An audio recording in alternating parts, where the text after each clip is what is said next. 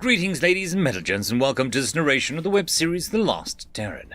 If you're new to the series, there is a playlist listed down below in the description. And as always, I hope that you enjoy.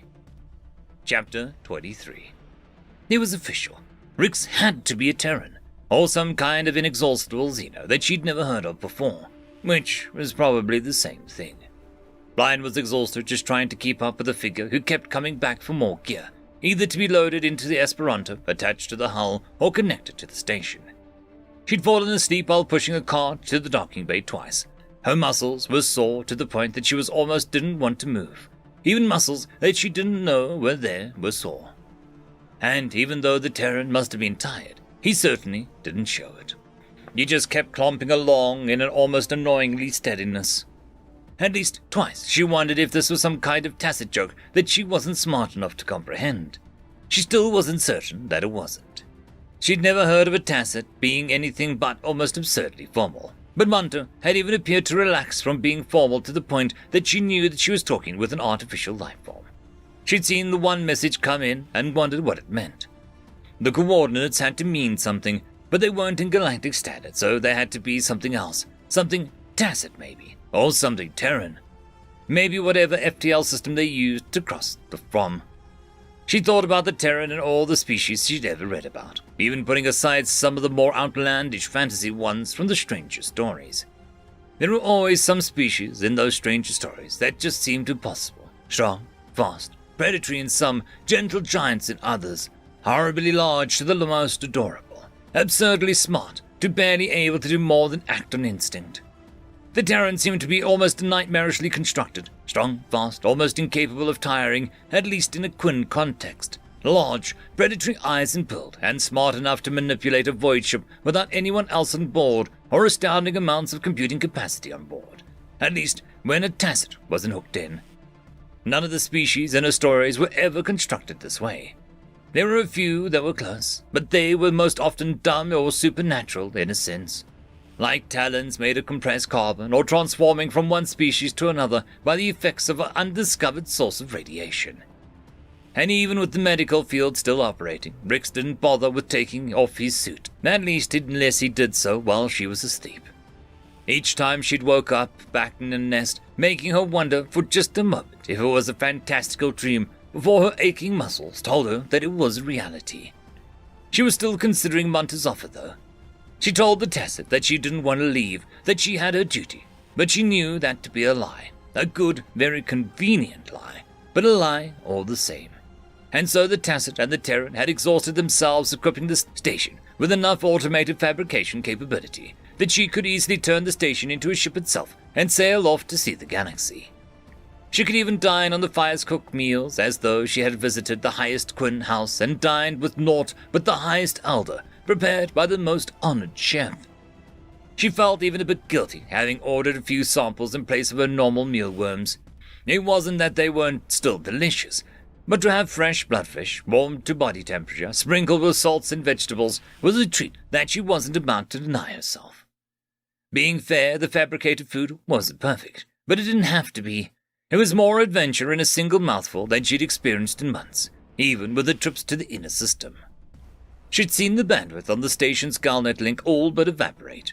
The tacit Munter seemed to be downloading an almost ridiculous amount of data through the link and sending out inquiries for more data all the time.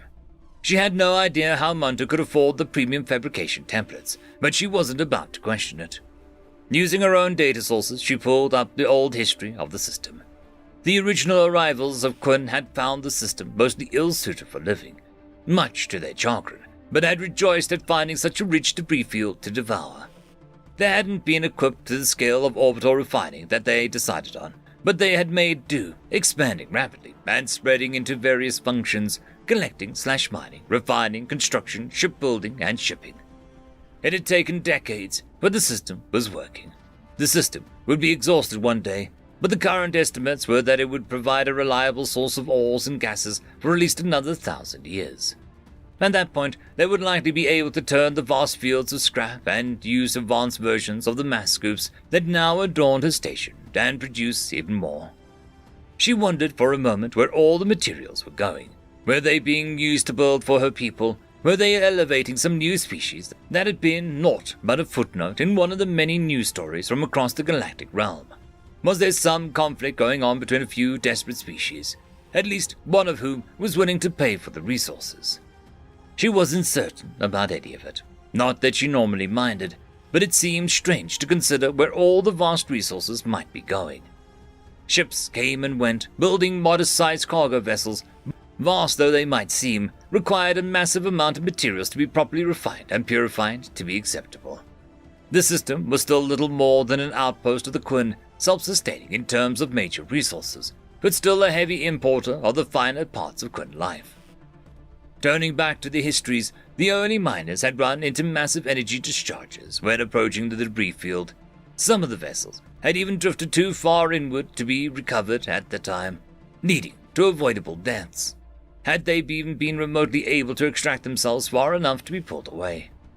The edges of the fields had been enough to start, and as the edges blurred with the slow expansion by various void forces, the energies had dissipated, sufficient that it would still be detected, but was only harmful to vessels who shouldn't be in the debris field anyway.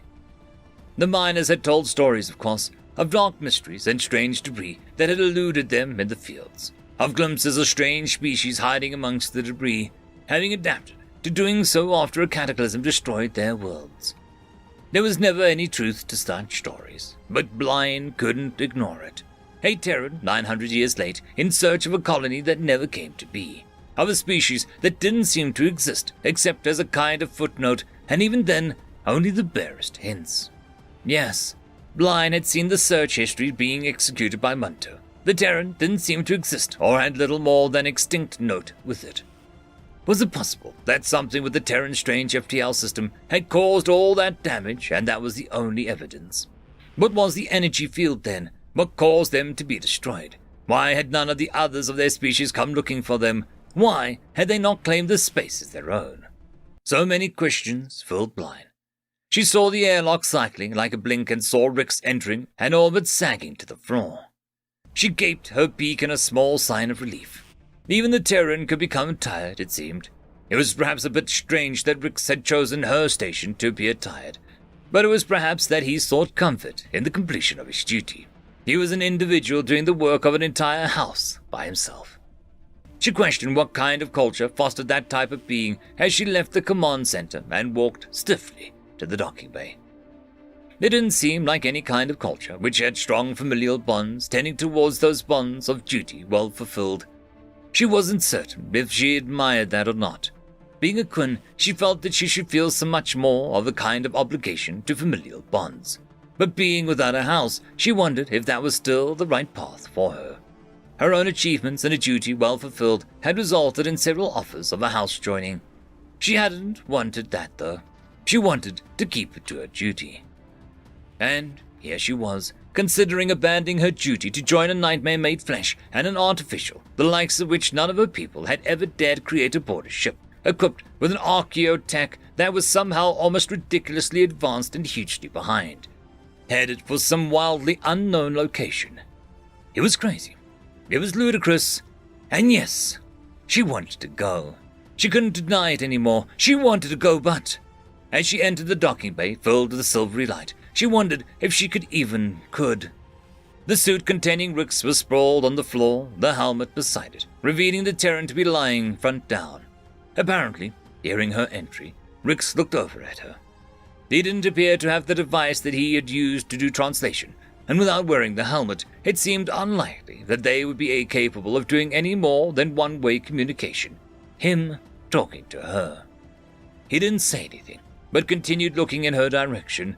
The gaze was steady, not the furtive of many Quinn, not the stare of intensity like a predator, but the gaze that seemed to let her know that he was there and he was observing her. She couldn't put a feather on what was different about it, but it seemed... comforting seemed the wrong word in her head, but it was the only one that came to mind. She'd never consider herself to be a xenophile or a xenophobe. It wasn't that she did not seek them out, but she had never been interested in going out into the void to meet them either. She'd been content with a simple life. She still was. If the Terran and the Tacit left and she did nothing else for the next few years other than stay here and continue to do her duty, she would still be content. But the fringe of her feathers still wanted to feel the rush of strange winds in them, to fly under strange stars, to become a damp or dried on strange new worlds, filled with species not interested in the local gossip and the texture of the mealworms as much as knowing about what else was amongst the stars and the beings that resided there. She walked over and settled into a seated position near prone Riggs. He appeared to close his eyes as she settled into position and returned his head to a resting position on the floor. She didn't imagine that it was comfortable, but supposed that perhaps much like her own exhaustion collapses, it didn't much matter, even if only for a time. She'd never had such a way of dreams growing up. She'd always considered that she would be part of her house, perhaps as a medical professor or a preener of feathers, but she had become neither, and being houseless had changed her view of not only Quinn society, but the galaxy as a whole. And there she was, actually thinking about why she couldn't go with the Terran. She glanced at the medical field generator. The Terran, being lost out of time and not even remotely up on the latest inoculations against the various galactic melodies, was only half of it. Who knew what Terran might be carrying to which she had no defenses? Rix opened his eyes again and looked at her. She didn't notice immediately, lost in thought, but did after a time. He lifted his head enough to gesture to his mouth, careful to hide those bones. Bryan could only guess, but decided that he must be hungry. "Manto," she vocalized into the heads-up display. "Yes," came the text-only prompt. "Is the fabricator capable of producing Terran foods? As I don't know what Terrans used to eat, not exactly.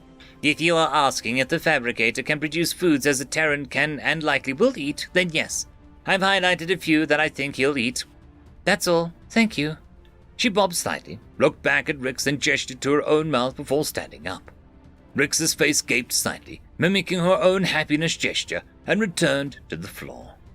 She walked through the well-traveled corridors to the auto-fabricator, finding the tacit walking frame there, having run out of power again. She took a moment to hook it back into the nearest power supply and continued the auto-fabricator, past the various stacks of parts.